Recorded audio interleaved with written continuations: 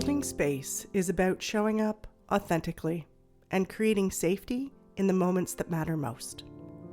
From parenting littles to navigating friendships and partnerships, I reframe tantrums, conflicts, and messy feelings as invitations to connection. I'm Julia Clark, a psychotherapist and play therapist with over 30 years of experience walking alongside children, families, and the people who care for them. Each episode explores the building blocks of emotional literacy, co-regulation, and boundaries, while honoring the intergenerational stories we carry within.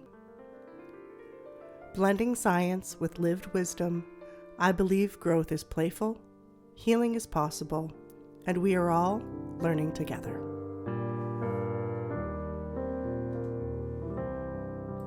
Hi, I'm Julia, and together we're holding space. Let's talk about something tender and real. You lost your cool. You raised your voice, said something sharp, and the room went quiet in that heavy way that only comes after yelling.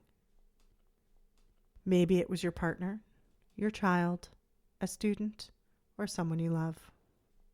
And now, what's echoing isn't your words anymore. It's the guilt that followed them. You replay in your mind, why did I say that? What's wrong with me? But here's the truth. Rupture is inevitable. Repair is what builds trust. And this episode is about how to move from shame to repair, how to soften back into connection after we've raised our voice or hurt someone we care about. Shame versus accountability. Dr. Brené Brown has spent decades studying shame and vulnerability. And one of her core findings is that shame keeps us stuck. Accountability moves us forward. Shame says, I am bad. Accountability says, I did something that hurt, and I can make it right. When we yell, it's often our nervous system reacting, not our values speaking. Your body flips its lid. The prefrontal cortex goes offline, and instinct takes over. So the repair begins not with fixing the other person, but with regulating ourselves. The biology of the blow-up. When stress builds through exhaustion, unspoken resentment, or overwhelm, our sympathetic nervous system, that fight or flight response, takes charge. Heart rate climbs, breath shortens, and we lose access to the calm, connecting parts of our brain. Yelling is the body's way of trying to release that pressure. But while it might discharge the energy in the moment, it leaves behind something heavier: disconnection. The good news is we can always return. Repair is the nervous system's way of saying, I'm safe enough to reconnect. A real story of repair. A woman once shared, I yelled at my partner over something small, the dishes. But what I was really angry about was feeling unseen. She said, the moment I yelled, I saw his face drop, and I felt the shame hit like a wave. She took a breath, walked into another room, and placed her hand on her chest, something we'd practiced in therapy. She whispered to herself, I am safe. I can soften. After a few minutes, she returned and said, I'm sorry I yelled. That wasn't about you. It was about me feeling overwhelmed. He exhaled, his shoulders lowered, and said quietly, thank you for saying that. I didn't know what to do. That's repair, not perfection, but courage and humility in motion. The Winnicott connection. Donald Winnicott wrote that reparation is the root for all growth. When a rupture occurs between a parent and a child, therapist and client, or partners, it's not the rupture itself that defines the relationship, but how it's repaired. He called it a holding environment, a space where emotional mistakes aren't fatal, where love can survive frustration. So, When we yell, the goal isn't to erase what happened. It's to create a new experience afterward, one where safety is restored and trust deepens. What this looks like in real life. With a partner, you snap after a long day. Would it kill you to help out around here? Then the silence. Instead of spiraling into shame, pause and breathe. Say, I'm sorry for the way I said that. I'm tired, but it's not your fault. Can we start again? Repair isn't about being right. It's about being real. With a child, you lose it when your child spills something or refuses to listen. Later, you kneel down and say, I yelled earlier. That must have felt scary. I was frustrated, but that wasn't okay. I'm sorry. Children don't need perfect parents. They need parents who repair. That's how emotional resilience is built. In the playroom, a child throws a toy and I feel my own startle response rise. I take a breath and say softly, that surprised me. I felt a bit tense for a moment. I'm okay now. Later, if I need to revisit it, I might say, I got startled earlier when that toy flew, but we worked through it together. Even subtle moments of repair teach children that relationships can stretch and still be safe. From guilt to growth. Here's something I remind parents and partners of all the time. Guilt is useful. Shame is paralyzing. Guilt says something I did isn't aligned with my values. It calls us to action. Shame says I am the problem, and it shuts down growth. So when guilt appears, let it guide you towards repair. When shame appears, meet it with compassion. Take a slow breath and remind yourself, I'm human. I got triggered. I can make it right. The physiology of repair. Repair isn't just emotional, it's physiological. When we apologize sincerely, maintain eye contact, soften our tone, or reach out gently, our body releases oxytocin, the hormone of safety and connection.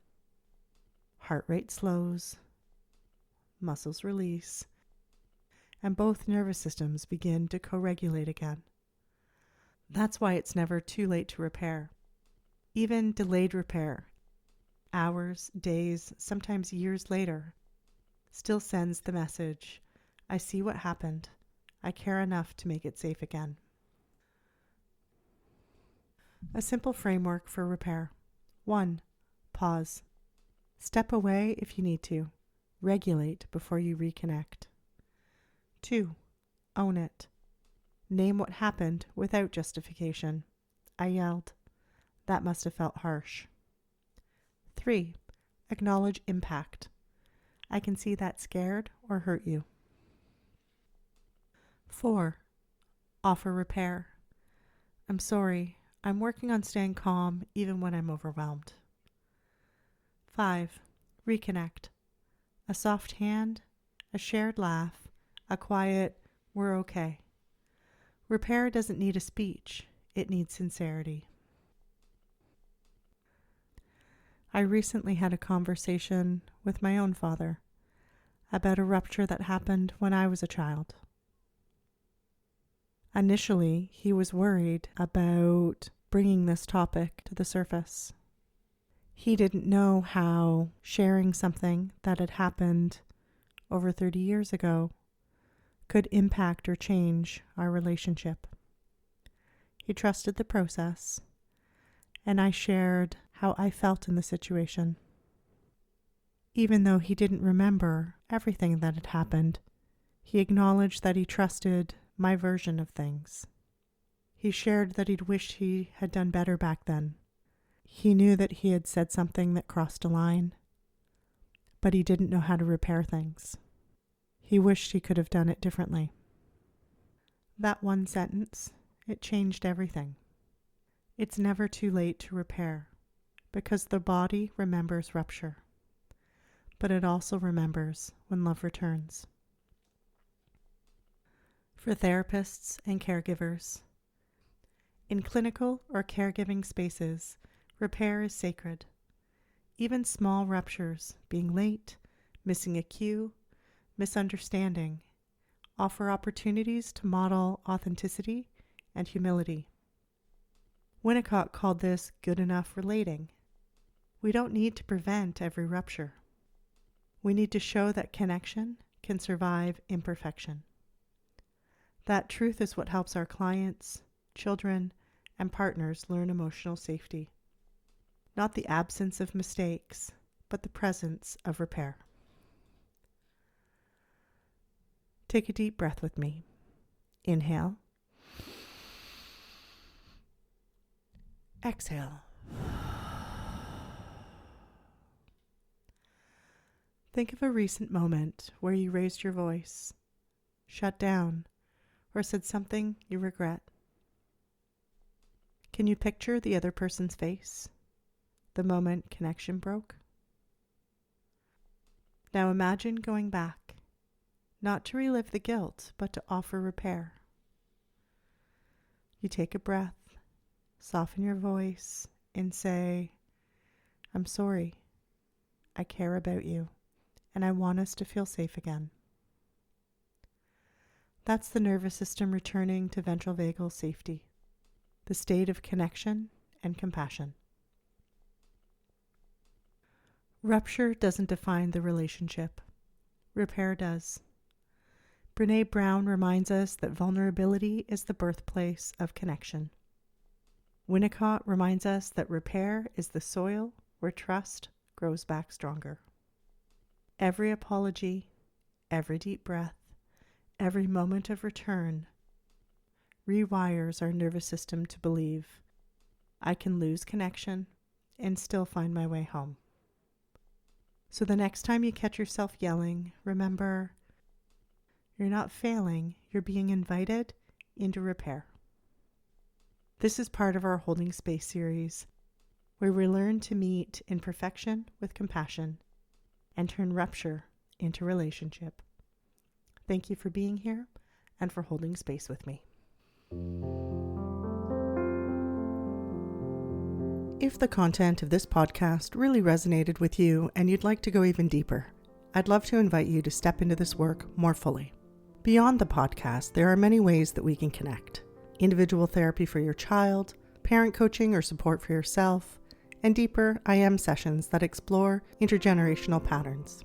Additionally, I also offer webinar workshops and weekend retreats for parents, classes, intensive trainings and supervision for therapists, and large group presentations for educators or school presentations. Each are designed to help us hold space for the next generation of children in safe, attuned, and meaningful ways. You can learn more and explore what fits best for you at clarity.family.